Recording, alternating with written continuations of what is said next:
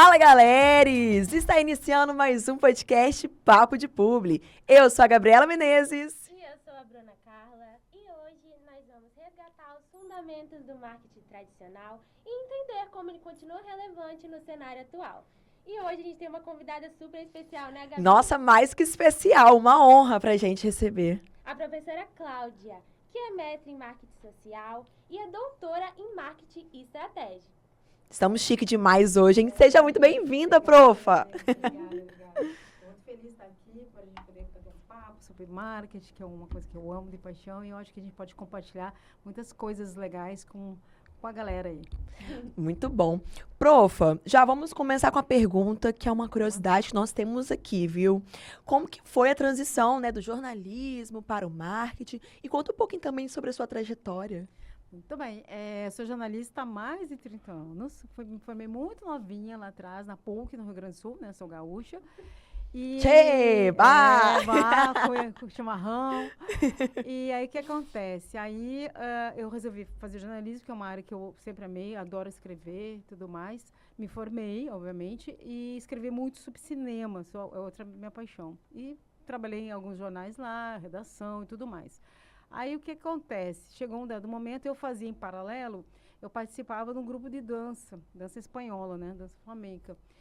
E com a dança, eu comecei a fazer algumas produções, alguns shows, né, alguns espetáculos. E senti a necessidade de conhecer um pouco mais das leis de incentivo e tudo mais. Aí surgiu um curso lá na cidade de marketing cultural, que tratava justamente dessas questões. Aí eu fui e me apaixonei pelo marketing. Oh. Ali começou a minha vida, a minha trajetória de marketing. Dali eu fiz alguns cursos de extensão, fiz marketing político, marketing esportivo, cursos menores, fiz especialização. Em 2004 eu fiz mestrado, 3 anos depois fiz doutorado.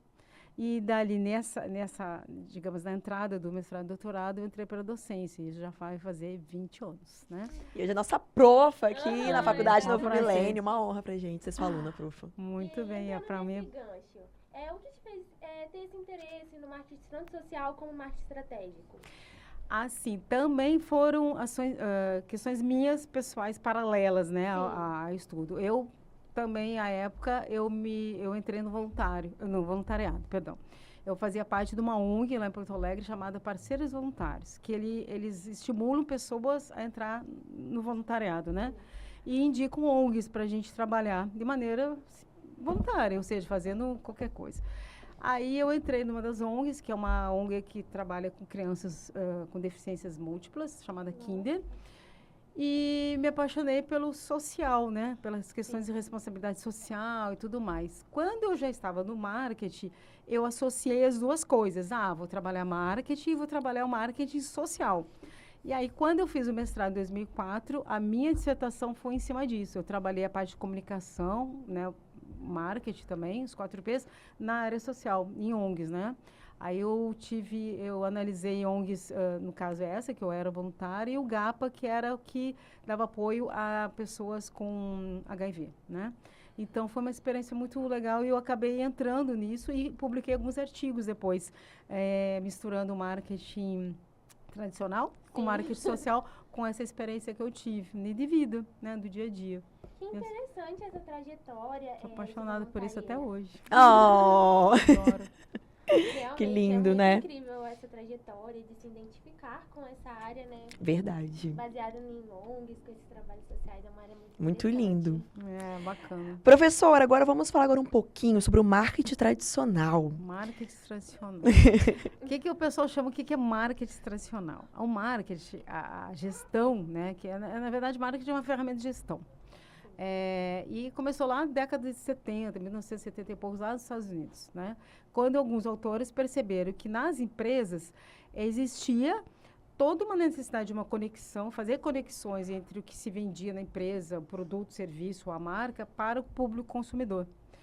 E aí alguns autores pensaram, não, isso aí passa pelo financeiro, passa pela logística, passa pela engenharia, passa pela comunicação, né? E apelidaram, né? Criaram esse nome marketing, que não tem uma tradução assim, tranquila no português, né?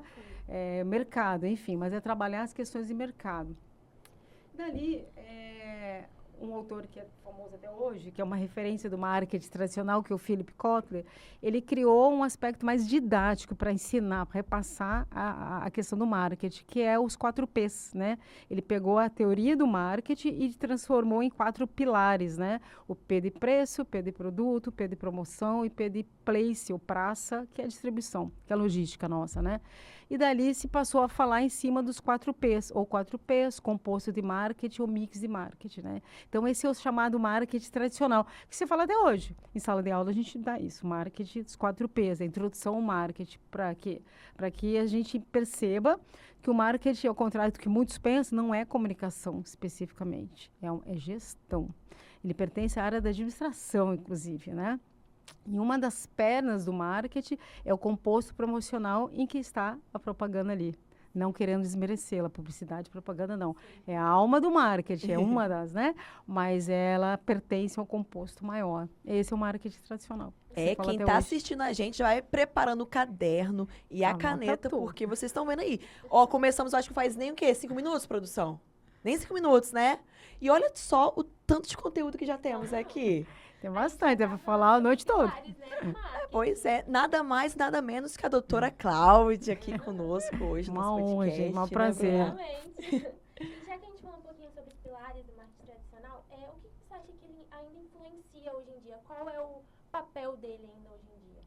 Acho que o papel dele é criar esse entendimento, assim, de que ele não é comunicação, especificamente, né? Como muitas empresas até adotam, o setor de marketing, o setor de comunicação, propaganda em si, e pensar na empresa como um todo, no negócio, melhor dizendo, como um todo, né? Então, a gente pensa no produto, no serviço ou na marca que a gente está trabalhando e pensa ela como um todo. O que é pensar como um todo? Perceber que uma marca, ela passa por uma questão financeira, o setor financeiro. Ela passa por questões estratégicas, ela passa por um posicionamento no mercado, ela passa por uma série de outras coisas que não é só a comunicação, pura e simples, né? Então, esse pensar no marketing como ferramenta de gestão lá atrás, né, na década de 70, é estruturado como algo que faz conexões entre a empresa e o mercado, ela pode sim, ela tem que ser vista até hoje, porque essa estrutura racional, digamos, né, estabelecida, ela existe até hoje. A gente pode fazer qualquer análise de empresas e mercado que a gente consegue pontuar todas as questões até hoje. Então, é importantíssimo que a gente tenha esse entendimento mais amplo do que o marketing, não se conectar apenas assim, vou fazer publicidade, vou fazer aquela comunicação, né, enfim. E hoje em dia é muito comum, né? Você ouvir a palavra marketing, quem não entende muito do assunto, acha que é uma publicação ali do Instagram, postou ali, ó, tá promovendo venda, opa, é marketing. Não. E é tudo estratégia, Exato. né? Tudo não deixa de ser marketing, mas não é só aquilo. Mas é só aquilo, fica não, tão é ali, algo bem maior. por cima só, sabe? Algo que é um oceano de conteúdo, sabe? Tem Algo bem maior. por trás, eu acho que essa é a chave, né? Uma gestão enorme Sim, por trás. tem uma questão Exatamente. estratégica, tem várias Sim. questões que devem ser pontuadas, assim. bem E, ricas. professor, o que você acha que a população pode fazer para poder transformar esse nome, que eles falam marketing como algo, como se fosse algo tão fácil, tão por cima, assim, sendo que é algo tão grandioso por trás? Tu te refere às empresas, Isso, assim? porque meio que, eu não sei se vocês enxergam dessa forma, mas eu vejo até que de uma forma meio que desmerecendo, sabe? Sim, te entendo. Fala, Justamente, "Poxa." eu acho que o marketing, com o passar do tempo, ele ficou sendo, digamos assim, canalizado para a questão da comunicação, que é uma questão normal, né? É um dado momento, as pessoas, ao pensar o marketing como mercado, como consumidor, a gente naturalmente pensa o marketing como comunicação e, portanto, publicidade e propaganda, né? Junto, né? Então, acabou que foi sendo canalizado para essas questões. Aí, digamos, as gerações acabam aprendendo que marketing é comunicação, comunicação é marketing e vice-versa, né? Então, assim, eu acho que precisa no ambiente acadêmico mesmo, assim, esclarecer de que a coisa é muito maior, não que seja muito assim, mais distante do que a gente se faz, mas na prática a organização ela faz marketing de uma maneira mais ampla sem perceber. Né? Quando eu estou falando com o setor comercial da empresa, ali tem ferramenta de marketing, gerenciando aquele produto que vai sair dali, aquela embalagem, aquela marca que está sendo produzida ou comercializada. Quando eu estou falando com a engenharia, é também toda a questão de produção, né, da questão da ergonomia do produto, passa para os setores de criação e engenharia. Não é simplesmente, não, vou pegar alguém da comunicação e criar uma embalagem. Não. Essa embalagem ela tem que ser plausível, ela tem que existir, a indústria tem que ter essa possibilidade de produzir aquela embalagem. Não é assim, simplesmente eu penso, criei a embalagem e acabou. E tá tudo certo. Então, assim, eu acho que no dia a dia o que falta é dar nomes aos bois, né? As Sim. empresas fazem marketing, só que elas não percebem muitas vezes que vários setores dela, inclusive o RH, fazem parte de um contexto mercadológico, que é marketing. Isso aí falta Muito esse bom, entendimento professora. interno das Exatamente. empresas. Mudando um pouquinho o tópico da nossa conversa, visando que hoje as empresas visam muito a responsabilidade com o cliente, com a comunicação. Sim. Você acha que o marketing tradicional, o marketing social é a evolução do marketing tradicional? O marketing social, como ele foi identificado também lá atrás, né, ainda no século passado, né, o social, a gente tem exemplos americanos do social em 80, 90, décadas assim. No Brasil, na virada do século, do 2000 mesmo, né? Ele não chega a ser uma evolução. O que a gente tinha até a virada do século? Uma adaptação ao marketing, né? Então, a gente tinha a teoria do marketing dos 4 P's aplicado ao esporte, marketing esportivo. A mesma teoria aplicada à política, marketing político. O social, a mesma coisa, né? Então, o social, o que tem? Até então, é uma pequena adaptação, não querendo desmerecer, é uma área muito bacana, mas é uma adaptação. O que a gente vê hoje, né, já em 2025, a gente vê uma necessidade de ter o social mais uma vez voltado às pessoas, né? Trazendo o humano para a propaganda, trazendo o humano para as relações interpessoais.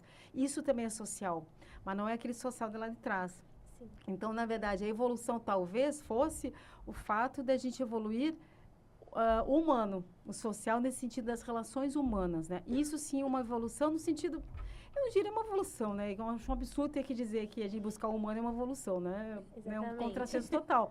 Mas, assim, aí seria, assim, um upgrade do marketing, pensar hoje nas relações pessoais. Mas o marketing social não é uma evolução, simplesmente foi uma adaptação, né? Sim, uma vertente ali. Exatamente, melhor dizendo, uma vertente. E como que ela pode ajudar a aproximar as comunidades, profa? Diferentes públicos, assim? Isso, marcas e comunidades. As marcas. Assim, a essência dele é conexão, né? Então, tu criar conexões, né? O que a gente faz? Hoje a gente tem empresas que produzem produtos ou serviços, né? E marcas, né? Ou seja, estão associados a marcas, né? E como é que eu chego hoje, né? Me aproximar dessas comunidades, né?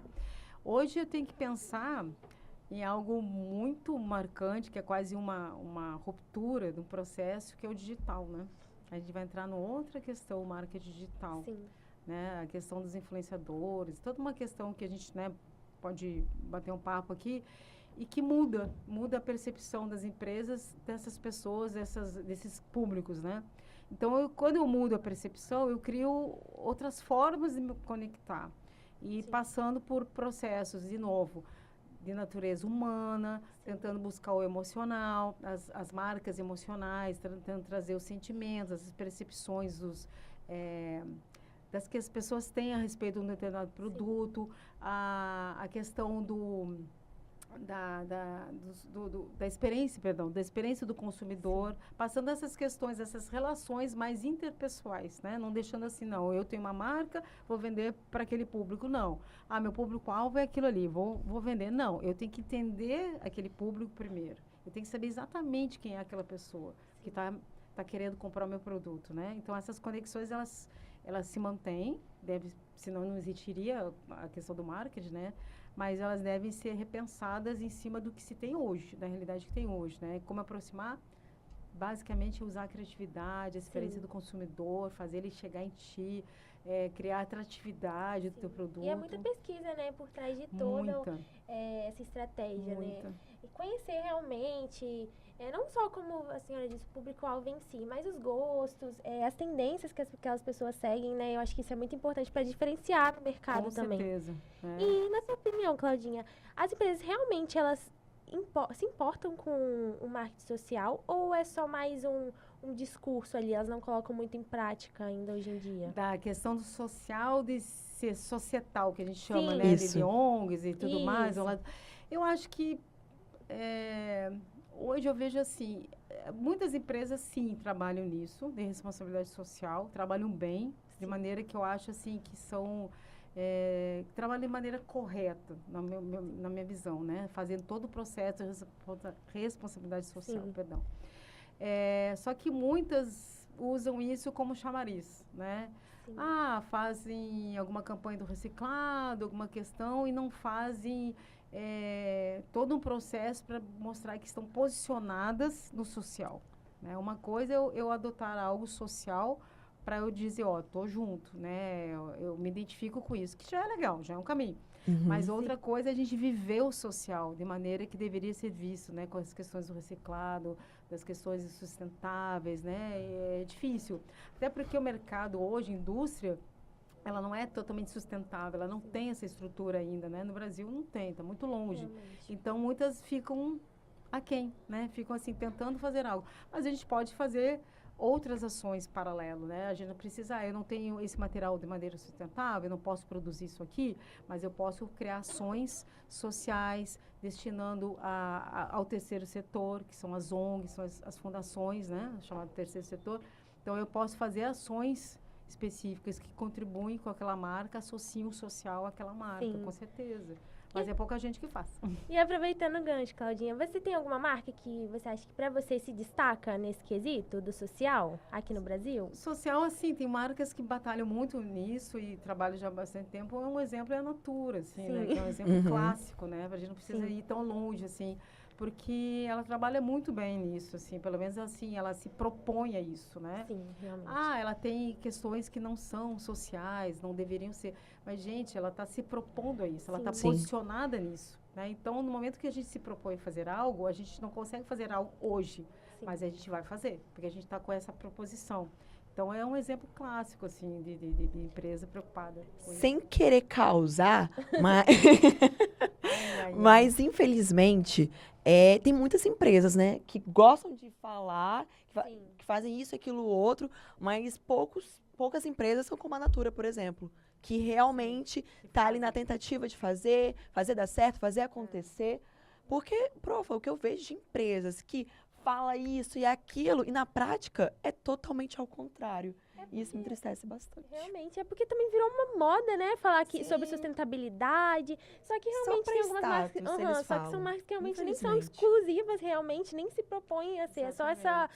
esse hype, digamos Só assim. pra entrar ali na faminha, somos Isso, sustentáveis. social, Infelizmente, exatamente. né? Infelizmente. E é uma questão do social que é muito interessante, que muitas pessoas acham também, que o social é fazer ações de responsabilidade social e elas se limitam a ser assim reciclado, sustentável, aquelas coisas da natureza. Não, o responsabilidade social é a relação interpessoal dentro de uma empresa. Quando eu tenho respeito, quando eu promovo dignidade entre as pessoas, quando eu, por exemplo, ofereço creche para as mães de filhos recém-nascidos, que elas possam estar com os bebês, que elas possam amamentar no ambiente corporativo, isso é responsabilidade social, e isso é social, isso é marketing social, porque eu estou produzindo um bem social dentro da minha empresa. Então, muitas pessoas também juntam o social do tipo assim, o material dela não é reciclado, só que ela faz tantas coisas dentro da instituição que tu chega, gente, como assim? Tem um exemplo que as pessoas não associam a nada social, que são empresas a Souza Cruz, por exemplo, de cigarros. A Souza Cruz tem prêmios na área de responsabilidade social. Né? Tá vendo só? Que a empresa dentro ela faz muitos incentivos sociais para quem está né, os parceiros, os fornecedores, enfim, os stakeholders, né, os que estão Sim. relacionados com ela. Faz muita coisa, né? E, então, a gente fica pensando assim, nossa, aquilo lá não funciona. Então, assim, realmente é uma gama de pessoas que faz, só que ainda tem muita gente que é vitrine, né? Só diz que Vitrine. faz e Exatamente. não tá nem aí. É isso, eu acho que começa desde o relacionamento, né, de Com empresa certeza. com o funcionário, a identidade, a visão que a empresa se certeza. propõe, né, no mercado. Imagina se todas as empresas realmente colocassem em prática, né? Nossa, se o que ia dar de dedicassem. funcionário felizes, né? Igual como a professora citou o exemplo da mãe que tá ali com o recém-nascido e tal. Exato. Poxa, Tu gente. cria um ambiente sadio, né? Um Sim. ambiente de reciprocidade e ela tá alavancando coisas sociais mesmo, ba- assim. E funcionário feliz é a empresa dando certo. Com Exatamente. Vamos trocar um pouquinho de tópico agora? Sim. Vamos mudar um pouquinho de assunto. Vamos lá. Professora, desafios dentro do marketing social. Quais são os desafios que está sendo mais enfrentado atualmente? Desafios do marketing social ainda é isso, essa Esse- questão que a gente essa falou, ou situação, seja, né? é da gente ampliar a percepção de que mesmo que eu faça pouca coisa, eu estou fazendo muito, né? Então, assim, o marketing social eu vejo assim, eu trabalhei em ONGs, em organizações que muitas vezes faziam poucos gestos, né? Ou tinham pessoas que faziam algo que, digamos, numa organização convencional é pequeno. Mas ali eu já estou fazendo bem social. Então, muitas vezes, o que eu vejo, assim, muito se utiliza do social como bandeira, de maneira totalmente equivocada, sem saber sequer o que significa. E muitas fazem e não sabem o que estão fazendo. Sim. Então, se a gente juntar, até dá uma gama, né, de um número maior de pessoas que trabalham legal no social. Mas falta entendimento do que é ser social, né? A gente falou ali das relações, benefícios, tudo isso é ser social. Então, eu acho que o que falta de novo, é conhecimento, é entendimento Sim. sobre o assunto. E na área do marketing tradicional mesmo, qual que você acha que é os maiores desafios, né, desse... Marketing tradicional, chamado tradicional, que começou lá atrás, o Sim. entendimento de marketing, né? Que é tranquilo, dá para chamar de tradicional, não há problema algum. O maior desafio hoje é ele perceber, digamos, a gestão do marketing, perceber que ele existe, continua podendo existir, mesmo com o advento da internet, Sim. mesmo com o advento do digital, que, digamos, realocou as relações entre empresa e o consumidor. Né, da percepção das pessoas e consumo, realocou totalmente, né? Então, assim, é perceber que o marketing tradicional, sim, ele existe, ele pode ser fundamentado mesmo no mecanismo digital, mas ele tem que entender como é que esse digital está trabalhando hoje com as organizações, né? Quer dizer, cada um saber o seu espaço. Ou até ali, eu sei, é o mesmo marketing da década de 70 que eu falei para vocês, né? Mas aqui tem as ferramentas digitais que vão o quê? Me desassociar? Não, vão só enriquecer, vão contribuir. É sentir isso, quer dizer, ele pode sim ser colocado em prática tranquilamente. E o que as marcas têm feito para se diferenciar dentro do mercado que podemos dizer que está um pouquinho saturado? Tu fala assim, o mercado saturado entre marcas, competitividade? Isso. Assim, hoje elas têm que, obviamente, observar esses dois campos, né? O, digamos, o analógico, né? E o digital, né? Elas têm que entender que o mundo hoje está digitalizado, as IAs estão, né? Estão chegando, ou seja, ela tem que entender, estão vindo com tudo, as marcas têm que entender. Só que antes da marca entender que tem isso, ela tem que entender quem é esse consumidor que está enxergando as IAs, que está enxergando, que percebe que existem conexões das empresas com as marcas. Ele tem que conhecer aquele cliente, aquele consumidor, mais do que tudo, né? Então, esse é o grande desafio, conhecer a gente, o consumidor aqui. Foi até o que a senhora falou, né? Sobre conhecer a pessoa, vai muito além Muito dali, sobre, como você comentou, só sobre o produto. Não, tem algo além, atrás do produto, né? Com certeza, tem algo bem maior que somos nós Sim, que estamos realmente. consumindo lá. E hoje tem muitas marcas que oferecem produtos ou serviços que são parecidos, o que diferencia realmente a identidade da marca, né? Como ela oferece aquele produto dela, como ela está se comunicando com o cliente. Eu acho que é essa conexão que faz diferença, Perfeito, né? Bruna, é bem isso, assim, como é que ela está chegando naquele consumidor. Exatamente. Né? O caminho que ela está chegando nele lá, né? E essa relação mudou muito, né? Porque antes a gente criava a marca, definia, examinava o público-alvo, via o que ele queria, e beleza, sentia necessidade e ir lá colocávamos a marca conforme a necessidade. Hoje, a necessidade virou quase que o produto, né? O produto, Sim, a exatamente. necessidade que vai gerenciar todo o início do processo. Mudou um pouco por a questão do digital, para a questão das redes Exatamente. sociais. Mudou completamente Isso mudou nesse muito sentido. para as marcas, né? Eu acho que Muito. muita gente teve que se adaptar, ainda mais empresas que já são consolidadas no Dentro do mercado, né? mercado, certeza. né? Sim, que já tem mais de 20, 30, 40 anos, realmente deve ter passado por um grande processo Uma Com grande certeza. para mudança, né? continuar, né, sendo É. fidelizada no mercado. Não, com certeza. E, Claudinha, entrando muito nesse tópico de equilíbrio. Como equilibrar estratégia, criatividade, para ter um bom resultado nas campanhas publicitárias hoje em dia?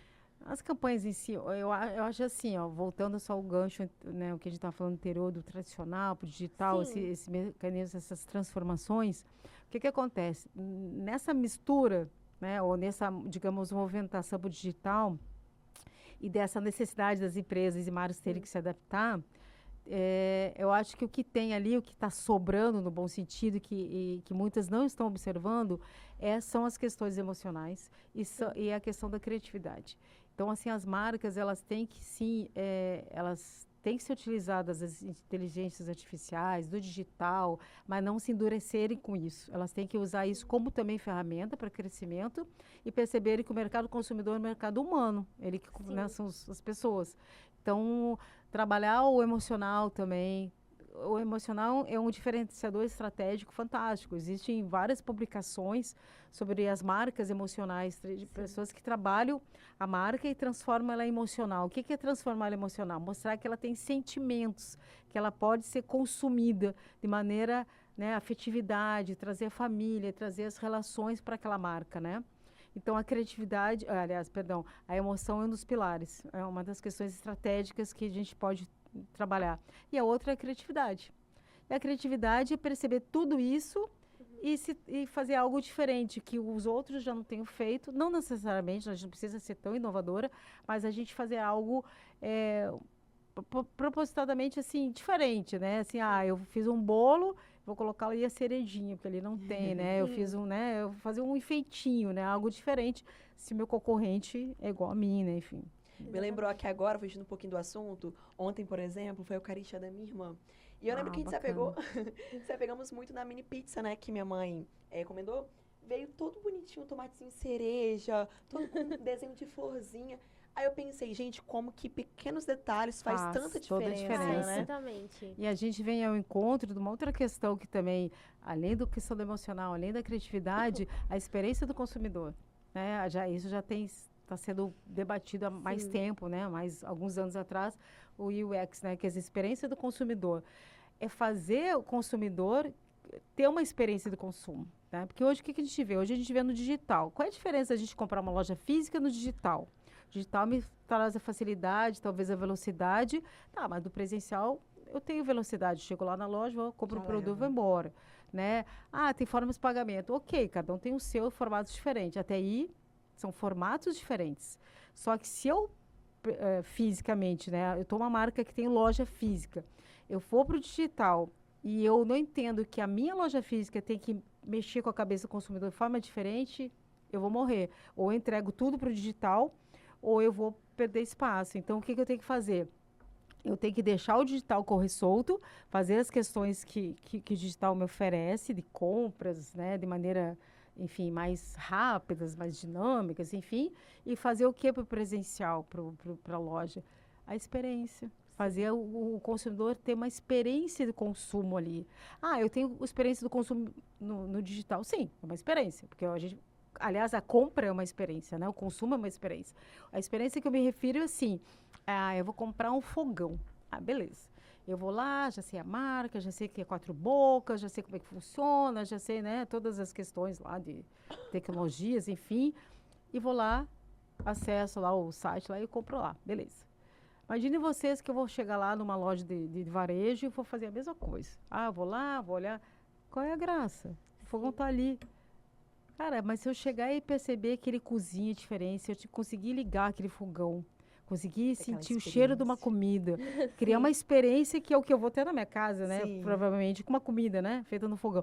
Então, assim, se eu tiver essa experiência, a internet não me dá essa experiência.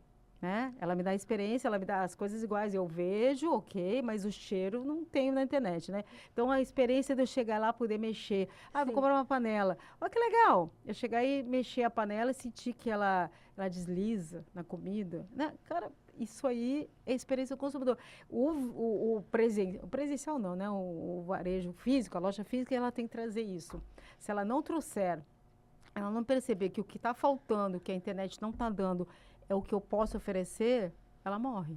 Sim, Professora, exatamente. e eu acho que as empresas, né, físicas têm muito que aprender sobre isso. Muito ainda. Porque eu escuto muito esses tipos de reclamações. Eles estão engatinhando ainda. Muitas. Eu escuto muito esses tipos de reclamações. Porque não está vindo o cliente até a loja, estão trocando o online aqui pelo presencial. Mas será que a empresa está no caminho certo? Está fazendo essa experiência com os clientes? Porque Sim. você falou sobre ir e sentir a experiência. Eu mesma, antes de casar, que tivemos que comprar os nossos móveis, a nossa casa, nosso que é um fogão. momento de experiência. Exatamente. Aham. Para mim era sensacional ir até a loja, abrir os armários, sentir o cheirinho ali, já imaginava os mantimentos ali dentro do meu armário. Então, acho que a experiência conta muito, faz muita diferença. Acho Com totalmente, certeza. realmente. Igual a roupa, por exemplo. Eu estava querendo fui na tardezinha e estava caçando um look, né? Falei, gente, que roupa que eu vou e tal. Já fui logo pra Shein, porque eu sei que lá vai ter os looks. Porém, eu Exatamente. queria provar. Eu queria provar pra ver se estava confortável e tudo Sim. mais. Eu fui até várias lojas e, infelizmente, nenhuma loja eu consegui sentir a experiência de vestir a roupa e falar, opa, é essa. Sim. Mas eu falo assim, não é só sobre vestir uma roupa, é sobre, às vezes, até escutar ali da própria vendedora, Sim. sabe? Nossa, na tarde de fazer isso, aquilo, outro. Sentir a experiência de fato, como que eu vou estar com aquela roupa lá no show, sabe? Exatamente. E aí eu acabei não comprando, Sim. na Shein não chegou a tempo, fui com a roupa de casa mesmo. Tá Chateada. tudo A experiência tua foi com a roupa Ué, em casa. Ok, beleza. Eu, como uma mulher mid-size, já não encontro tantas roupas assim sem ser online. Roupas estilosas, assim. Eu acho que as marcas, elas ainda estão Sim, caminhando aham. para variados públicos, variados corpos. Hoje em dia a gente tem verdade. muito tamanho único, infelizmente, Sim, né? E não nossa. atende nem metade das brasileiras. Então a gente acaba indo muito pro digital, né? Não tem jeito. Exatamente. Porque eles que oferecem os tamanhos maiores, sem cobrar um preço muito exorbitante em cima da peça, né? Não, com Falta certeza. essa experiência um É. pouquinho pra gente, que já tá em outro... Nossa, é tipo sempre de tamanho corpo. único, né? Sempre, é eu muito que tenho difícil. isso aqui magrinho, eu sofro, viu, gente? É complicado, eu nem falo, eu então sofro direto, assim, eu minhonzinha, então já é meio complicado. Tem uma questão, assim, agora a gente falou da experiência consumidora, se a gente for olhar historicamente o marketing, uma das questões que a gente analisa enquanto profissional de marketing, que o publicitário olha também, é a ambientação de loja, né? Ambientação de loja é comunicação, quer dizer, quando eu vejo uma loja, iluminação específica, cores específicas, as roupas distribuídas do modelo, isso a gente está comunicando algo, né? Para que o cliente seja atraído ou não. Tem gente que sai fora daquela loja porque não gostou de alguma coisa, outros não, são atraídos. Quando a gente tem alguns exemplos de algumas lojas que, por exemplo, colocam perfumes específicos, elas criam a grife Sim. daquela loja, inclusive esses perfumes são patenteados, ou seja, são registrados, aquilo ali é uma experiência do consumidor. Aquilo ali é uma questão assim que eu estou associando aquele cheiro, aquele perfume em algo que eu estou vendendo. Um exemplo clássico que eu tive a oportunidade até de conhecer mais, de maneira mais próxima, a forma que foi criado é em Martin, na loja aquela de roupas de cama, né? Ai, o cheirinho é sensacional. Aquele cheiro, o Já bambu, né? imaginei o Aquele cheiro cheiro no é nariz. registrado, que é uma mistura. As filhas, digamos, da dona da loja, enfim, na época, elas criaram um cheirinho, que era uma mistura do bambu com uma fragrância assim, e criaram e acabaram registrando. Por quê? Porque as pessoas associavam a qualidade das roupas de cama com aquele cheirinho e aquela coisa, nossa, minha casa está maravilhosa, meu quarto é tudo. Ou seja, Sim. associava e aquilo ali é valor percebido do consumidor. Então, os preços acabam, né, variando, a questão dos custos daquele produto, porque eu associo algo, o cheiro, de algo Sim. que me traz algo bom, algo prazeroso, algo de cama arrumada, de prazer de estar, sei lá, Nossa. conforto, perfeito, é isso aí. Então, assim, aquilo ali, quando elas perceberam que a ambientação de loja não era só o visual, não era só a iluminação da loja para mostrar os produtos, e sim tinha cheiro, Cheirinho. né? Ali era a experiência do consumidor, isso aí é 20 anos atrás. Sim. E eu acho que um exemplo também é a Farm, né? A Farm, a Farm, Melissa. perfeito. Nossa, Melissa. A Melissa é incrível, já chega ali E aos perto não da... sai, né? Tem vários casos, vários casos. A Passa Melissa, anos e às vezes a exatamente. Melissa tá com aquele cheirinho, Mesmo você passa na cheirinho. frente da loja, você já sabe que é a É Melissa. Melissa. A Farm também, você já sabe quando é uma roupa da Farm, já vem com o E a perfuminho deles. Farm agora na questão da experiência também do consumidor, que também é ambientação de loja, além do cheiro, né, do aroma, enfim.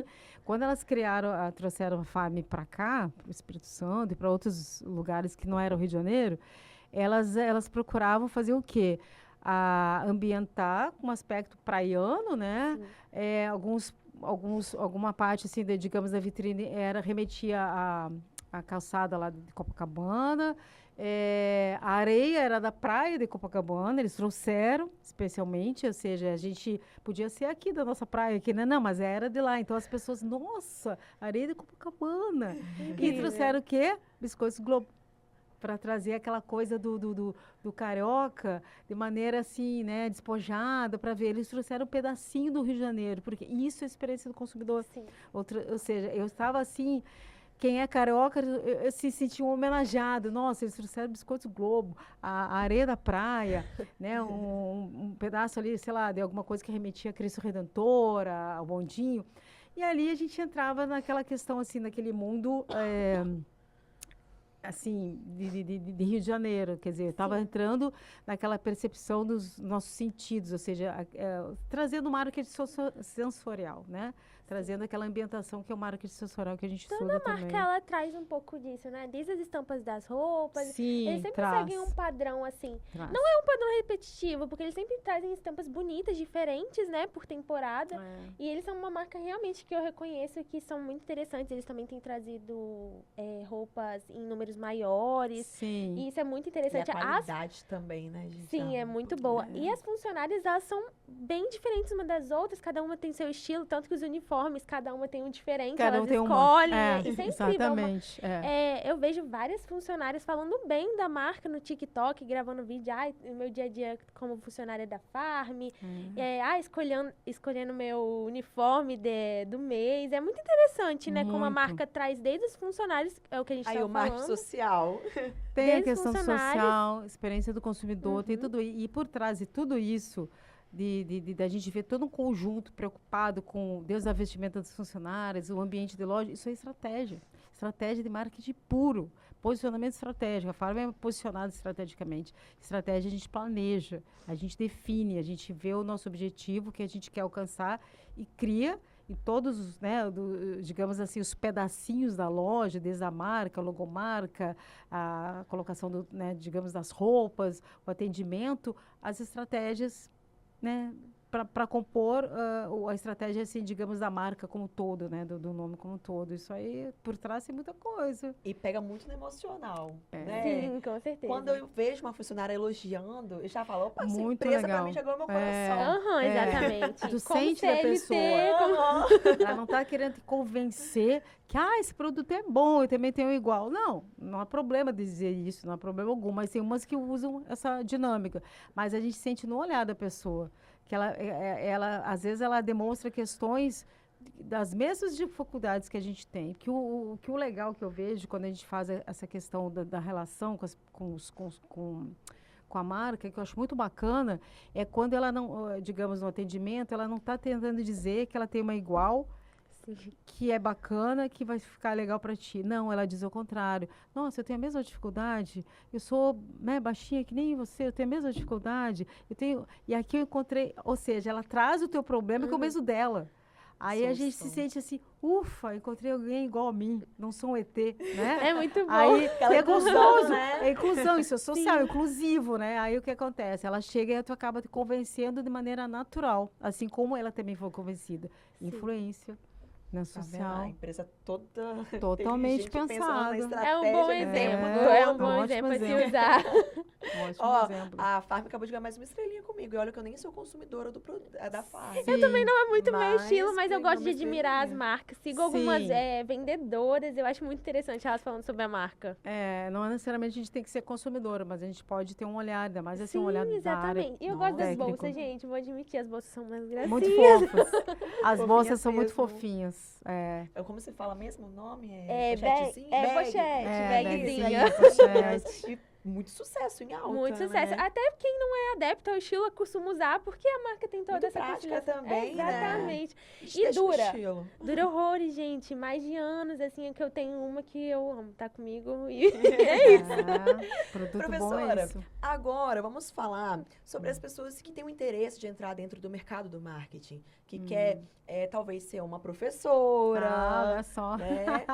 Qual conselho que você daria para quem quer começar? Profissional de marketing, na verdade, eu acho assim que conselho é ruim de dar, né? Mas eu acho assim que a gente tem que perceber primeiro que o marketing não é pontualmente só comunicação e publicidade. Mesmo que eu chegue numa empresa e eles, o setor de marketing ali, beleza, tá? Mas a gente perceber que o que eu faço dentro de uma empresa em nome do marketing, eu dependo de outros setores. Então, de novo, eu tenho que causar uma questão de conexão interna naquela empresa ali. Perceber que todas as pessoas que estão ali trabalhando, elas têm que estar conectadas, né? A conexão não só na internet, né? A conexão assim, de relação